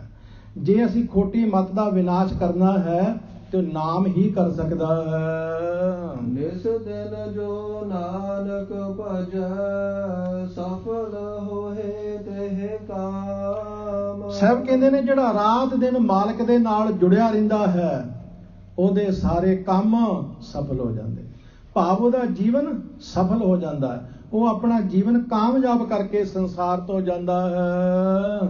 ਜਿਹਬਾ ਗੁਣ ਗੋਬਿੰਦ ਭਜਹੁ, ਕਰਨ ਸੁਨਹੁ ਹਰਿ ਨਾਮ। ਧੰਨ ਗੁਰੂ ਤੇਗ ਬਹਾਦਰ ਸਾਹਿਬ ਕਹਿੰਦੇ ਨੇ ਭਾਈ ਜੀਭਾਂ ਦੇ ਨਾਲ ਪਰਮੇਸ਼ਰ ਦਾ ਨਾਮ ਉਚਾਰਨ ਕਰਦੇ ਰਿਹਾ ਕਰੋ, ਤੇ ਕੰਨਾਂ ਦੇ ਨਾਲ ਪਰਮੇਸ਼ਰ ਦਾ ਨਾਮ ਸੁਣਦੇ ਰਿਹਾ ਕਰੋ। ਭਾਵ ਜੀਭਾਂ ਦੇ ਨਾਲ ਜਪੋ ਤੇ ਕੰਨਾਂ ਦੇ ਨਾਲ ਸੁਣੋ। ਜ਼ਰੂਰੀ ਨਹੀਂ ਕੋਈ ਦੂਸਰਾ ਸੁਣਾਵੇ, ਕੋਈ ਜ਼ਰੂਰੀ ਨਹੀਂ ਹੈ ਭਈ ਦੂਸਰਾ ਜਪੇ ਤੇ ਅਸੀਂ ਸੁਣੀਏ ਨਾ। ਅਸੀਂ ਖੁਦ ਜਪਦੇ ਹੋਏ ਵੀ ਕੰਨਾਂ ਨਾਲ ਸੁਣ ਸਕਦੇ ਹਾਂ, ਖੁਦ ਜਪਦੇ ਹੋਏ ਵੀ। ਇਸ ਲਈ ਮਹਾਰਾਜ ਕਹਿੰਦੇ ਨੇ ਜੀਭਾਂ ਨਾਲ ਜਪੋ ਤੇ ਕੰਨਾਂ ਨਾਲ ਸੁਣੋ। ਬਹੁ ਨਾਨਕ ਸੁਨ ਰੇ ਮਨਾ, ਪਰਹ ਨ ਜਮ ਕੈ ਧਾਮ। ਸੱਚੇ ਪਾਤਸ਼ਾਹ ਕਹਿੰਦੇ ਨੇ ਭਾਈ ਜਿਹੜਾ ਇਸ ਤਰ੍ਹਾਂ ਪਰਮੇਸ਼ਰ ਵਾਹਿਗੁਰੂ ਦਾ ਨਾਮ ਜਪਦਾ ਹੈ, ਸੁਣ, ਉਹ ਫਿਰ ਜਮਾਂ ਦੇ ਧਾਮ, ਜਮਾਂ ਦੇ ਘਰ ਨਹੀਂ ਜਾਂਦਾ, ਭਾਵ ਜਨਮ ਮਰਨ ਦੇ ਗੇੜ ਵਿੱਚ ਨਹੀਂ ਪੈਂਦਾ। ਜੋ ਪ੍ਰਾਨੀ ਮਮਤਾ ਤਜੈ, ਲੋਭ ਮੋਹ ਅਹੰਕਾਰ। ਸੱਚੇ ਪਾਤਸ਼ਾਹ ਕਹਿੰਦੇ ਨੇ ਜਿਹੜਾ ਪ੍ਰਾਣੀ ਮਮਤਾ ਛੱਡ ਦਿੰਦਾ ਹੈ, ਲੋਭ ਮੋਹ ਇਤਿਆਦਿਕ ਵਿਕਾਰਾਂ ਨੂੰ ਛੱਡ ਦਿੰਦਾ ਹੈ। ਉਹ ਨਾਨਕ ਆਪਨ ਤਰੈ, ਔਰ ਨ ਲੇਤ ਉਧਾਰ। ਉਹ ਭਾਈ ਆਪ ਤੇ ਤਰਦਾ ਹੀ ਤਰਦਾ ਹੈ, ਹੋਰਨਾਂ ਦਾ ਵੀ ਉਧਾਰ ਕਰ ਦਿੰਦਾ ਹੈ। ਉਹ ਆਪ ਤੇ ਮੁਕਤ ਹੁੰਦਾ ਹੀ ਹੁੰਦਾ ਹੈ, ਉਹ ਹੋਰ ਵੀ ਕਈਆਂ ਨੂੰ ਮੁਕਤ ਕਰ ਦਿੰਦਾ ਹੈ। ਇਸੇ ਲਈ ਸੁਖਮਨੀ ਸਾਹਿਬ ਦੇ ਵਿੱਚ ਗੁਰੂ ਅਰਜਨ ਸਾਹਿਬ ਸੱਚੇ ਪਾਤਸ਼ਾਹ ਦੇ ਬਚਨ ਨੇ, ਆਪ ਮੁਕਤ ਕਰੈ ਸੰਸਾਰ, ਨਾਨਕ ਤਿਸ ਜਨ ਕੋ ਸਦਾ ਨਮਸਕਾਰ। ਇਸ ਤਰ੍ਹਾਂ ਕਿਰਪਾ ਕਰਦੇ ਹਨ। ਜੋ ਸੁਪਨਾ ਹਰ ਪੇਖਨਾ, ਐਸੇ ਜਗ ਕੋ ਜਾਨ। ਧੰਨ ਗੁਰੂ ਤੇਗ ਬਹਾਦਰ ਸਾਹਿਬ ਸੱਚੇ ਪਾਤਸ਼ਾਹ ਕਹਿੰਦੇ ਨੇ ਜਿਵੇਂ ਸੁਪਨਾ ਹੈ ਤੇ ਜਿਵੇਂ ਸੁਪਨੇ ਦੇ ਵਿੱਚ ਅਸੀਂ ਪਦਾਰਥ ਦੇਖਦੇ ਹਾਂ, ਸੰਸਾਰ ਨੂੰ ਇਸ ਤਰ੍ਹਾਂ ਜਾਣ। ਦੋ ਪ੍ਰਮਾਣ ਦਿੱਤੇ ਨੇ, ਸੁਪਨਾ ਅਰ ਪੇਖਣਾ। ਅਰ ਦਾ ਅਰਥ ਹੁੰਦਾ ਅਤੇ। ਕਹਿਣ ਲੱਗੇ ਸੰਸਾਰ ਏਦਾਂ ਜਿਵੇਂ ਸੁਪਨਾ, ਤੇ ਏਦਾਂ ਜਿਵੇਂ ਸੁਪਨੇ ਵਿੱਚ ਅਸੀਂ ਕੁਝ ਦੇਖਦੇ ਹਾਂ। ਕਿਉਂਕਿ ਸੁਪਨੇ ਨੇ ਮੁੱਕਣਾ ਹੀ ਹੁੰਦਾ ਹੈ, ਸੁਪਨੇ ਨੇ ਖਤਮ ਹੋਣਾ ਹੀ ਹੁੰਦਾ ਹੈ। ਸੁਪਨਾ ਕੋਈ ਸਦੀਵੀ ਨਹੀਂ ਹੁੰਦਾ। ਵਿਦਵਾਨ ਪੁਰਸ਼ ਕਹਿੰਦੇ ਨੇ ਵੱਧ ਤੋਂ ਵੱਧ 3 ਮਿੰਟ ਦੀ ਲੰਬਾਈ ਹੁੰਦੀ ਸੁਪਨੇ ਦੀ, ਇਸ ਤੋਂ ਵੱਧ ਨਹੀਂ ਹੁੰਦੀ। ਲੇਕਿਨ ਸੁਪਨੇ ਨੇ ਖਤਮ ਹੋਣਾ ਹੀ ਹੋਣਾ, ਤੇ ਸੰਸਾਰ ਨੇ ਵੀ ਖਤਮ ਹੋਣਾ ਹੀ ਹੋਣਾ। ਕਈ ਵਾਰ ਪਸਰਿਓ ਪਾਸਾਰ। ਤੇ ਜੋ ਸੁਪਨੇ ਦੇ ਵਿੱਚ ਅਸੀਂ ਦੇਖ ਰਹੇ ਹਾਂ ਉਹ ਹੁੰਦਾ ਨਹੀਂ, ਉਹ ਸਿਰਫ ਦਿਸਦਾ ਹੈ ਲੇਕਿਨ ਹੁੰਦਾ ਨਹੀਂ। ਹਜ਼ੂਰ ਕਹਿੰਦੇ ਨੇ ਬਿਲਕੁਲ ਸੰਸਾਰ ਇਸ ਤਰ੍ਹਾਂ ਹੈ। ਇਹ ਸੰਸਾਰ ਵੀ ਬਿਨਸਨਹਾਰ ਹੈ, ਤੇ ਸੰਸਾਰ ਵਿੱਚ ਜੋ ਪਦਾਰਥ ਹੈ ਇਹ ਸਭ ਝੂਠ ਹੈ, ਇਹ ਸਭ ਨਾਸਵੰਤ ਹੈ, ਇਹ ਵੀ ਖਤਮ ਹੋ ਜਾਣ ਵਾਲਾ ਹੈ। ਇਸ ਤਰ੍ਹਾਂ ਕਿਰਪਾ ਕਰਦੇ ਹਨ। ਇਨ ਮੈਂ ਕਛ ਸਾਚੋ ਨਹੀਂ, ਨਾਨਕ ਬਿਨ ਭਗਵਾਨ। ਮਹਾਰਾਜ ਕਹਿੰਦੇ ਨੇ ਭਾਈ, ਪਰਮੇਸ਼ਰ ਤੋਂ ਬਿਨਾਂ ਕੁਝ ਵੀ ਸੱਚ ਨਹੀਂ ਹੈ, ਕੁਝ ਵੀ ਸਦੀ ਵੀ ਨਹੀਂ ਹੈ। ਸੰਸਾਰ ਵਿੱਚ ਸੱਤ ਹੈ ਤੇ ਇੱਕ ਪਰਮੇਸ਼ਰ ਵਾਹਿਗੁਰੂ ਹੈ, ਬਾਕੀ ਸਭ ਕੂੜ ਹੈ। ਜੇ ਅਸੀਂ ਸੱਤ ਦੇ ਨਾਲ ਜੁੜਾਂਗੇ ਤੇ ਅਸੀਂ ਵੀ ਸੱਤ ਹੋ ਜਾਵਾਂਗੇ। ਚਰਨ ਸੱਤ, ਸੱਤ ਪਰਸਨਹਾਰ, ਪੂਜਾ ਸੱਤ, ਸੱਤ ਸੇਵਦਾਰ, ਦਰਸ਼ਨ ਸੱਤ, ਸੱਤ ਪੇਖਨਹਾਰ, ਨਾਮ ਸੱਤ, ਸੱਤ ਧਿਆਵਨਹਾਰ। ਤੇ ਜੇ ਅਸੀਂ ਕੂੜ ਨਾਲ ਜੁੜਾਂਗੇ, ਝੂਠੇ ਪਦਾਰਥਾਂ ਨਾਲ ਜੁੜਾਂਗੇ, ਤੇ ਫਿਰ ਅਸੀਂ ਵੀ ਕੂੜ ਹੀ ਹੋਵਾਂਗੇ, ਅਸੀਂ ਵੀ ਝੂਠ ਹੀ ਹੋਵਾਂਗੇ। ਸੋ ਗੁਰੂ ਕੀ ਸਾਧ ਸੰਗਤ ਜੀਓ, ਇੰਨੇ ਸ਼ਲੋਕਾਂ ਦੀ ਵਿਚਾਰ ਆਪ ਜੀ ਨੇ ਬੜੇ ਪਿਆਰ, ਬੜੇ ਟਿਕਾਓ ਦੇ ਨਾਲ ਸਰਵਣ ਕੀਤੀ ਹੈ। ਕਥਾ ਕਰਦਿਆਂ ਅਨੰਤ ਭੁੱਲਾਂ ਹੋ ਜਾਂਦੀਆਂ ਹਨ, ਖਿਮਾ ਕਰ ਦੇਣਾ। ਸਤਿਗੁਰੂ ਜੀ ਸਮਰੱਥੀ ਬਖਸ਼ਿਸ਼ ਕਰਨ। ਸੋ ਕੱਲ ਨੂੰ ਅਗਲੇ ਸ਼ਲੋਕਾਂ ਦੇ ਵਿਚਾਰ ਲੈ ਕੇ ਆਪ ਜੀ ਦੀ ਸੇਵਾ ਦੇ ਵਿੱਚ ਹਾਜ਼ਰ ਹੋਵਾਂਗੇ। ਗੁਰੂ ਘਰ ਦੇ ਗ੍ਰੰਥੀ ਸਾਹਿਬਾਨ ਆਪ ਜੀ ਨੂੰ ਹੁਣ ਸਿਮਰਨ ਜੋ ਹੈ ਉਹ ਕਰਵਾਉਣਗੇ। ਆਪ ਸੰਗਤਾਂ ਨੇ ਸਿਮਰਨ ਦੇ ਵਿੱਚ ਹਾਜ਼ਰੀ ਭਰਨੀ ਹੈ। ਸਰਬੱਤ ਮਾਈ ਪਾਈ ਆਖਰੀ ਸ਼ਲੋਕ ਸਰਵਣ ਕਰਕੇ ਫੇਰ ਫਤਿਹ ਬੁਲਾਓ ਜੀ। ਜੋ ਸੁਪਨਾ ਅਰ ਪੇਖਨਾ, ਐਸੇ ਜਗ ਕੋ ਜਾਨ। ਇਨ ਮੈਂ ਕਛ ਸਾਚੋ ਨਹੀਂ, ਨਾਨਕ ਬਿਨ ਭਗਵਾਨ। ਵਾਹਿਗੁਰੂ ਜੀ ਕਾ ਖਾਲਸਾ, ਵਾਹਿਗੁਰੂ ਜੀ ਕੀ ਫਤਿਹ।